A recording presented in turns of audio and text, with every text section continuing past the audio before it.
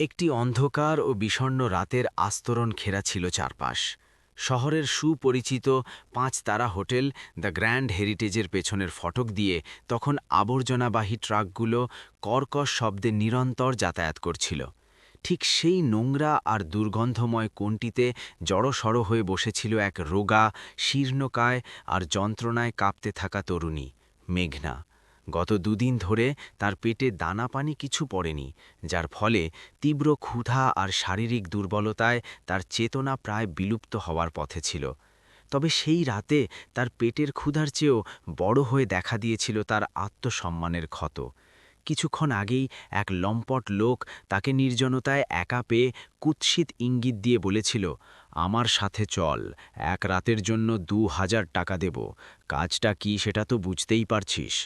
মেঘনা তখন ভয়ে থরথর করে কাঁপলেও অত্যন্ত দৃঢ়তার সাথে বলেছিল, আমি পরিস্থিতির শিকার হতে পারি, কিন্তু আমি চরিত্রহীন নই। ক্ষুধার্ত হতে পারি, কিন্তু আমি নির্লজ্জ নই।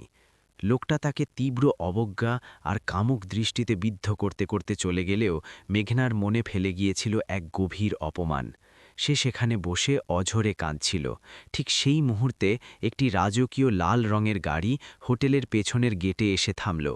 গাড়ির দরজা খুলে বাইরে বেরিয়ে এলো আরিয়ান রায়চৌধুরী, এই বিশাল হোটেলের মালিকের একমাত্র উত্তরাধিকারী এবং শহরের অন্যতম প্রভাবশালী তরুণ। সে ফোনে কারো সাথে অত্যন্ত উত্তেজিত স্বরে তর্ক করছিল। ড্যাড, আমি এই হোটেল ব্যবসাটা নিছক লাভ ক্ষতির অঙ্কে ছাওয়াতে পারবো না। আমার গ্রাহকদের কোনো মতেই ভেজাল বা নিম্নমানের খাবার পরিবেশন করা আমার পক্ষে অসম্ভব। প্লিজ আপনি আমার আদর্শটা বোঝার চেষ্টা করুন।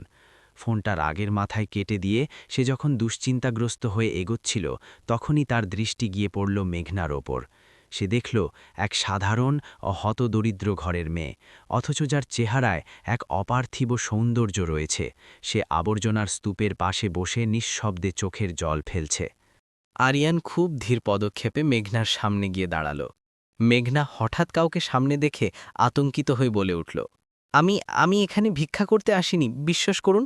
আমি এখনই এখান থেকে চলে যাচ্ছি। আরিয়ান অত্যন্ত কোমল ও শান্ত স্বরে তাকে জিজ্ঞেস করল, তোমাকে কি কেউ কোনোভাবে কষ্ট দিয়েছে বা আঘাত করেছে? মেঘনা কোনো উত্তর না দিয়ে অপরাধীর মতো মাথা নিচু করে নিল। আরিয়ান লক্ষ্য করল মেঘনার কাঁধের ওপর কিছু কালশিটে দাগ, যা দেখে তার মনের কোণে এক অব্যক্ত যন্ত্রণার উদয় হল। অভ্যাসবশত সে নিজের পকেট থেকে মানিব্যাগ বের করে টাকা দেওয়ার উদ্যোগ নিল, কিন্তু পরক্ষণেই সে থেমে গেল।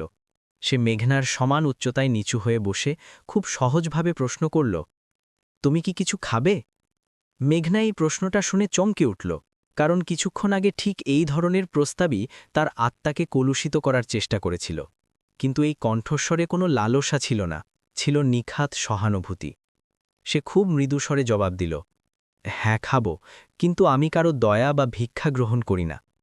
আরিয়ান আলতো করে মাথা নেড়ে বলল, বেশ তো, তাহলে কি আমার এখানে চাকরি করবে?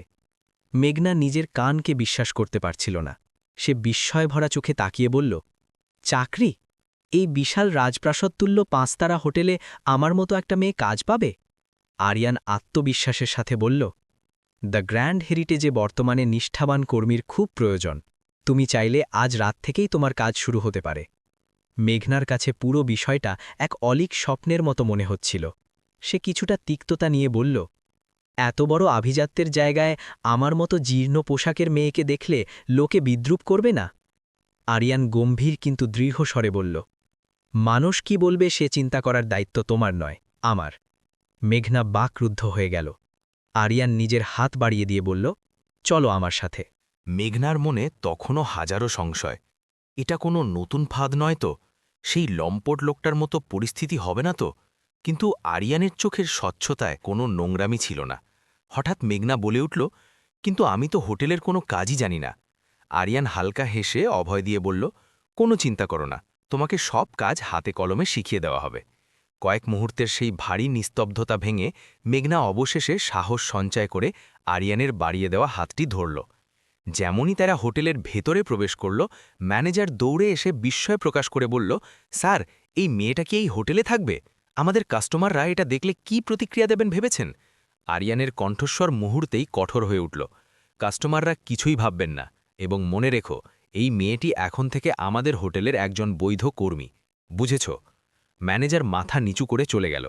আরিয়ান একজন অভিজ্ঞ মহিলা সুপারভাইজারকে ডেকে নির্দেশ দিল, একে পরিষ্কার পোশাক আর ভালো খাবার দাও, আর কাল সকাল থেকে একে কাজ শেখানো শুরু করো। মেঘনা যখন তার সামনে ধোঁয়া ওঠা গরম খাবারের প্লেট পেল, তার চোখে জল উপচে পড়ল। সে নিস্তব্ধ হয়ে বসেছিল, তার হাতগুলো প্রবল তৃষ্ণায় কাঁপছিল। আরিয়ান কিছুটা দূরত্ব বজায় রেখে তাকে লক্ষ্য করছিল, এবং সে নিজে অবাক হচ্ছিল এটা ভেবে যে কোনো অচেনা মানুষকে সাহায্য করে তার মনে এমন এক পরম শান্তি অনুভূত হচ্ছে যা সে আগে কখনো পায়নি। পরদিন সকালে হোটেলের রান্নাঘর যেন এক যুদ্ধক্ষেত্রের মতো ব্যস্ত ছিল। চারদিকে শুধু খাবারের অর্ডার, সময়ের হিসাব আর কাজের প্রবল চাপ। কিন্তু সেই কোলাহলের মাঝে মেঘনা এক কোণে স্থির হয়ে দাঁড়িয়েছিল, যেন কোনো প্রলয়ঙ্করী ঝড় সামলে সে একটুকরো আশ্রয়ের সন্ধান পেয়েছে। সুপারভাইজার মালিনী তাকে তীক্ষ্ণ দৃষ্টিতে পর্যবেক্ষণ করে কিছুটা তাচ্ছিল্যের সুরে বলল, শোনো মেয়ে, এখানকার কাজ মোটেও ছেলে খেলা নয়। তুমি কি আগে কোনোদিন রান্নাঘরে সময় কাটিয়েছ? মেঘনা শান্ত ও বিনয়ী স্বরে বলল, না ম্যাম, তবে আমি খুব দ্রুত শিখে নেওয়ার চেষ্টা করব। তারা তাকে হোটেলের সবচেয়ে কঠিন ও নিচু স্তরের কাজগুলো দিল। এঁটো বাসন মাজা, ডাস্টবিনের ময়লা পরিষ্কার করা আর সারাদিন মেঝে মোছা। মেঘনা একবারের জন্য কোনো অভিযোগ করল না। সাবান আর জলের ঘর্ষণে তার নরম হাতগুলো ছড়ে গিয়েছিল, আঙুলের ডগাগুলো লাল হয়ে ফুলে উঠেছিল। কিন্তু সে দমে যায়নি, কারণ সে জানত বাইরের অনিশ্চিত জীবনের চেয়ে এই হাড়ভাঙা খাটুনি অনেক বেশি নিরাপদ। বিকেলের দিকে আরিয়ান হঠাৎ রান্নাঘরে তদারকি করতে এলো। সে দেখল ভিজে হাতে এক গাদা এঁঠো থালাবাসন মাজতে মাজতে মেঘনার কোমরে নুইয়ে পড়েছে, তবুও তার চোখের মণিতে এক অদম্য জেদ জলজল করছে। আরিয়ান কাছে গিয়ে নিচু স্বরে জিজ্ঞেস করল, খুব ক্লান্ত হয়ে গেছ কি? মেঘনা কিছু উত্তর দেওয়ার আগেই ম্যানেজার হন্তদন্ত হয়ে এসে বলল, স্যার, আজ খুব গুরুত্বপূর্ণ ভিআইপি গেস্ট আসছেন। ওদিকে শেফের মেজাজ তুঙ্গে, কোনো ভুল হয়ে হোটেলের সম্মানে দাগ পড়বে। আরিয়ান তাকে থামিয়ে দিয়ে বলল, তুমি নিজের দায়িত্ব পালন করো, আর শেফকে বলো মাথা ঠান্ডা রেখে কাজ করতে, আর এই মেয়েটিকে অকারণে বিরক্ত করার চেষ্টা করো না। রান্নাঘরের ভেতরে হঠাৎ চিৎকার চেঁচামেচি শুরু হলো। শেফ বিক্রম অত্যন্ত রাগে চিৎকার করছিলেন। ক্রিম সসটা পুরো পুড়ে তেতকুটে হয়ে গেল। কোন মূর্খ এটা চুলায় বসিয়ে রেখে চলে গিয়েছিল? ভয়ে কেউ শেফের সামনে যাওয়ার সাহস পাচ্ছিল না। মেঘনার মনে হলো এই চিৎকারগুলো তার অতীতের সেই গালিগালাজের প্রতিধ্বনি, যেন আবার কোনো অপমান তার দিকে ধেয়ে আসছে। কিন্তু সে অসীম সাহস জুটিয়ে ধীর পায়ে এগিয়ে গিয়ে বলল, শেফ, যদি আপনি এতে কিছুটা দুধ মিশিয়ে খুব হালকা আঁচে নাড়েন আর সামান্য পরিমাণে গুঁড়ো চিনি দেন, তবে এর তিতকুটে ভাবটা কেটে যাবে। মুহূর্তেই পুরো রান্নাঘরে পিনপতন নিস্তব্ধতা নেমে এলো। শেফ বিক্রম রাগে ফেটে পড়ে বললেন, একজন বাসন মাজা মেয়ে এখন আমাকে রান্না শেখাবে? তুই কি জানিস রান্নার? আরিয়ান এসবই দরজার আড়াল থেকে দেখছিল। সে সামনে এসে হস্তক্ষেপ করল, শেফ, একবার ওর কথা মতো করেই দেখা যাক না, আমাদের হাতে তো আর কোনো পথ নেই। শেফ বিরক্তি নিয়ে ঠিক তাই করলেন। কয়েক মিনিট পর যখন সসটি পুনরায় তৈরি হল, তিনি সেটি চেখে দেখলেন এবং তার চোখ কপালে উঠল। আরিয়ান জিজ্ঞেস করল, কেমন হয়েছে? শেফ আমতা আমতা করে স্বীকার করলেন, অবিশ্বাস্য, এটা আগের চেয়েও বেশি সুস্বাদু হয়েছে। সবার অবাক দৃষ্টি মেঘনার ওপর গিয়ে পড়ল।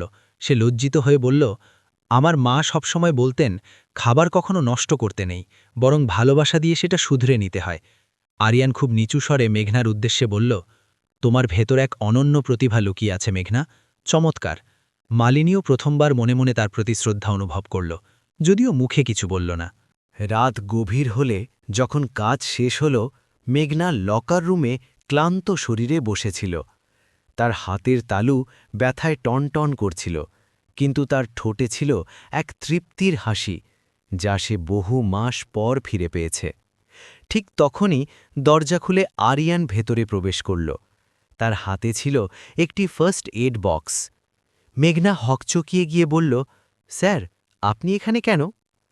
আরিয়ান শান্তভাবে বলল, হাত ধুয়ে এসো, আমি তোমার জখমগুলোতে ব্যান্ডেজ করে দিচ্ছি। মেঘনা সংকোচে হাত লুকিয়ে বলল, না না স্যার, এর প্রয়োজন নেই, যন্ত্রণার সাথে আমার পুরনো মিতালি আছে। আরিয়ান ম্লান হেসে বলল, যদি যন্ত্রণাকে অভ্যেসে পরিণত করে ফেলো, তবে পৃথিবী থেকে হাসিটা হারিয়ে যাবে। সে জোরাজুরি না করে বক্সটা এগিয়ে দিয়ে বলল, ঠিক আছে, তুমি নিজেই লাগিয়ে নাও। মেঘনা বক্সটা নিল। আরিয়ান চলে যাওয়ার আগে মেঘনা খুব কৃতজ্ঞতার সাথে বলল, আজ প্রথমবার কেউ আমার মতো নগণ্য মানুষের কথা শুনল। খুব ভালো লাগল।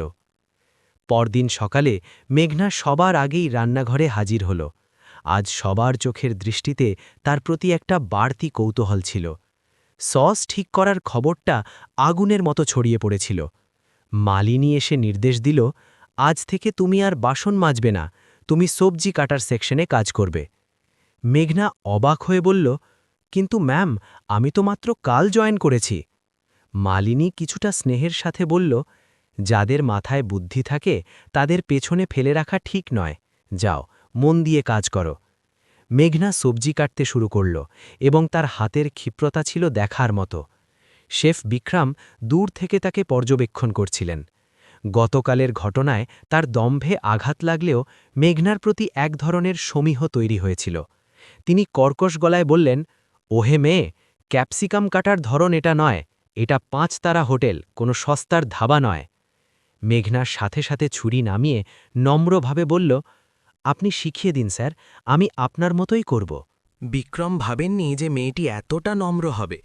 তিনি নিজে শিখিয়ে দিলেন এবং মেঘনা একবারে তা রপ্ত করে নিল। দুপুরে হঠাৎ ডাইনিং হল থেকে গেস্টের চিৎকারের শব্দ এলো। একজন ভিআইপি গেস্ট রান্নাঘরে ঢুকে থালা আছড়ে ফেলে বললেন, এই পাস্তাটা কি কোনো মানুষের খাবার যোগ্য? পুরো ওভারকুকড। এটা কি কোনো হোটেল নাকি দাতব্য চিকিৎসালয়?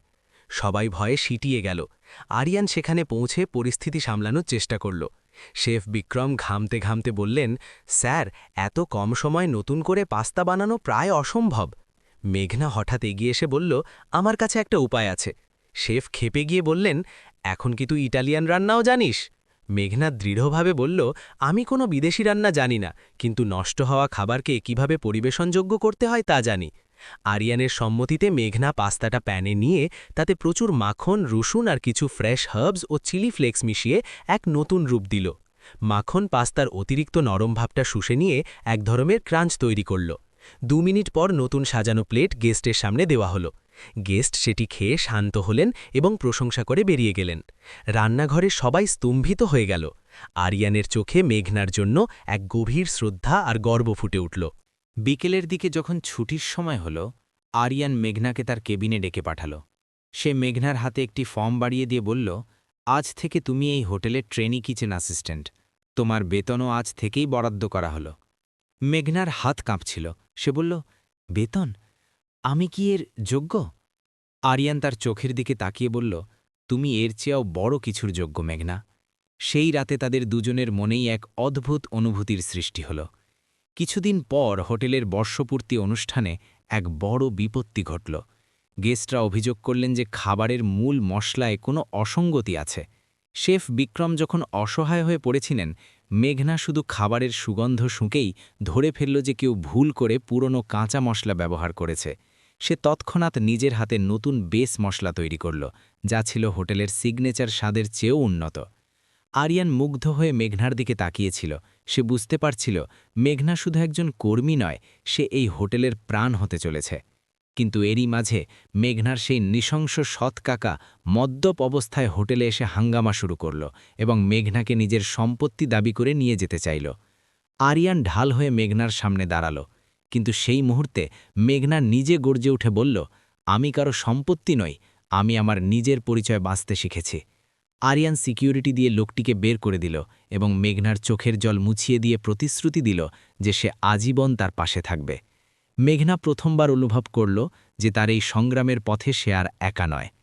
আরিয়ানের হাত ধরে সে এক নতুন ভবিষ্যতের দিকে পা বাড়াল, যেখানে সম্মান আর ভালোবাসা দুই তার প্রাপ্য ছিল।